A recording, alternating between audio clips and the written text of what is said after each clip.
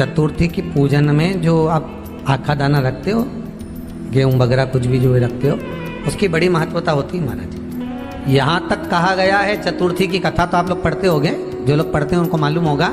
चतुर्थी की कथा में लिखा है, चौथ माता के व्रत में वर्णन किया गया है कि वो आखा दाना जो रखा जाता है, मान लो कोई जरूरी काम होता है तभी आखा दाना को रखा जाता है, संभाल के रखते हैं कि हम इस काम के लिए जा रहे हैं और हमारा ये कार्य सफल होना चाहिए।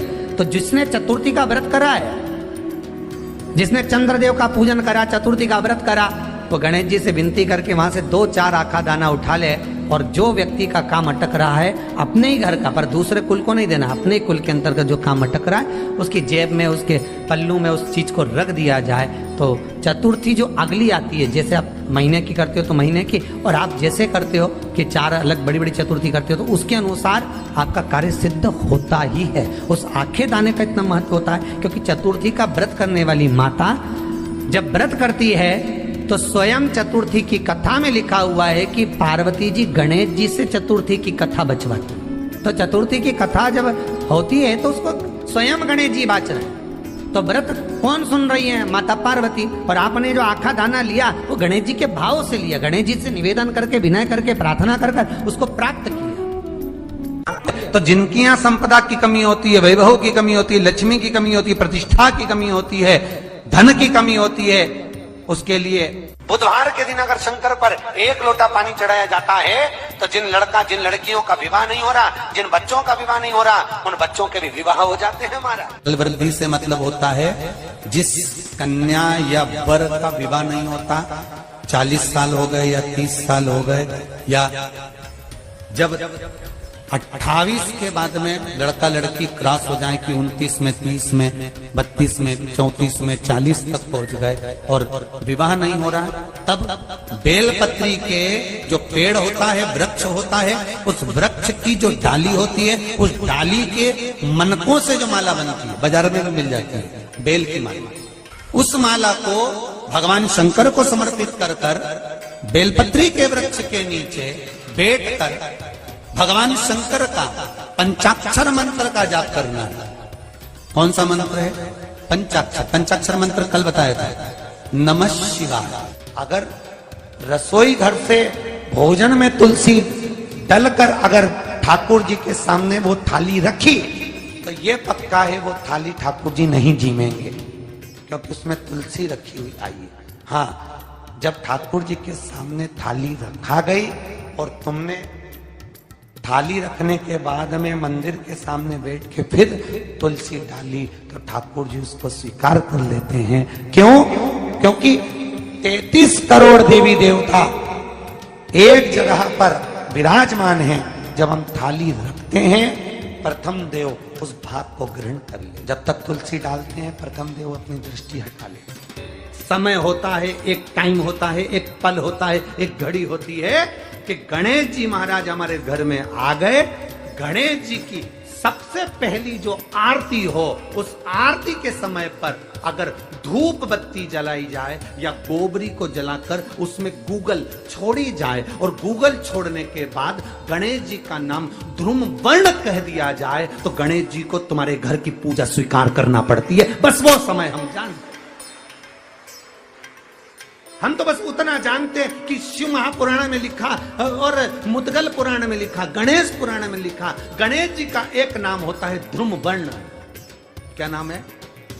ध्रुम वर्ण गणेश जी का एक नाम होता है। जब हम धूप जलाकर और धूप लगाने के बाद में गणेश जी की सबसे पहली आरती करने के पहले अगर हम सबसे पहली आरती गणेश जी की कर रहे हो, अपने घर में स्थापना कर रहे हो, बिठा रहे हो, और तुम चाहते हो कि गणेश जी मेरे घर में आके मेरी पूजा को स्वीकार करें और जो मांगू मेरा गणेश मुझे दे 10 दिन के अंदर, तो पहला नाम लेकर पुकार लेना ध्रुम वर्ण विनायक, बैठो, बस काम हो गया। वो फिर ही होकर आता। सुंदर जोड़ी थी शंकर और पार्वती की, सही है कि गलत है?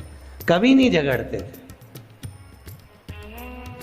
इसलिए पृथ्वी पर ना तो लक्ष्मी जी के व्रत हैं, ना ब्रह्माणी के व्रत हैं, ना इंद्राणी के व्रत हैं। अगर पूरी पृथ्वी पर सबसे ज्यादा व्रत किसके हैं? माता पार्वती। तीज का व्रत किसका? पार्वती का। चतुर्थी का व्रत किसका? पार्वती का। चौथ का व्रत किसका? पार्वती का। छठ का व्रत किसका? पार्वती का। जितने व्रत है सब माता पार्वती। गणेश जी मैया को प्रसन्न करने के लिए अष्ट रूप में धारण करते हैं। 8 रूप भगवान गणेश जी ने धारण किए। एक मयूरेश्वर गणेश, दूसरा सिद्धि विनायक, तीसरा बल्लालेश्वर, फिर वरद विनायक, फिर चिंतामणि, फिर गिरजात्मज, फिर भगवान गणेश विघ्नेश्वर अष्ट विनायक, फिर महागणपति। ऐसे गणेश जी के अष्ट नाम हुए। उस समय तिजोरी के अंदर जो गणेश की प्रतिमा रखी जाती है किस नाम से रखी जाती है? तो तिजोरी में हम जो गणेश की प्रतिमा रखते हैं वो वरद विनायक के नाम से रखते हैं। कौन सा गणेश? वरद। वरद विनायक के नाम से तिजोरी में गणेश रखते हैं। और वरद विनायक के नाम से गणेश जी तिजोरी में रखाते हैं। आपको कथा में कहा था, घर में सीधी सूंड का गणेश और व्यापार व्यवसाय ऑफिस में उल्टी सूंड का गणेश होना चाहिए। वरद विनायक को तिजोरी में। जब मकान का गृह प्रवेश होता है तो गणेश जी की पूजन जो दरवाजे पर करी जाती है उसे सिद्धि विनायक गणेश कहते हैं। कौन सा गणेश? सिद्धि विनायक। जब हम घर में शुभ कार्य हो, बंदर बाल लगाएं, कोई दरवाजे पर शुभ लाभ लगाएं या स्वस्तिक बनाएं या माताएं दरवाजे पर रंगोली डालें तो उसी समय पर सिद्धि विनायक के नाम से रंगोली डालना चाहिए। तो घर में लक्ष्मी बढ़ती है, सिद्धता बढ़ती है। याद रखिए, कभी भी गणेश जी को, मिट्टी के गणेश जी लाते हो भादो महीने में, तो विसर्जन करो तो विसर्जन के समय पर 2 बिंदी, एक कंकु की एक हल्दी की, दीवार पर जरूर लगा देना चाहिए। क्यों? क्योंकि गणेश जी हमारे यहाँ आते हैं तो रिद्धि सिद्धि के साथ आते हैं। पर जब गणेश जी जाते हैं, अगर हम बिंदी नहीं लगाते हैं तो गणेश जी अपनी रिद्धि सिद्धि को साथ में लेकर चले जाते हैं। पति के साथ पत्नी वापिस चली जाती है। जब हम बिंदी लगाते हैं तो उसका मतलब होता है कि हमारे घर की बहू हमारे घर में रहे, बेटा भले भ्रमण के लिए जाए। तो गणेश जी जाते हैं, रिद्धि सिद्धि घर में रह जाती है। इसलिए रिद्धि सिद्धि को घर में रखने के लिए 2 बिंदी लगाना चाहिए, एक कुंकू की, एक हल्दी। रिद्धि सिद्धि। गणेश जी की प्रियता है दुर्वा। क्या प्रियता है? दुर्वा। कितनी दुर्वा गणेश जी को समर्पित करी जाती है? मात्र 5। कितनी? आज के जमाने में लोग गट्ठा बनाकर चढ़ा दें, वो अपनी जगह पर 5 दुर्वा पंचम इंद्रियों को वश में करने के लिए और भगवान के 5 जो स्वरूप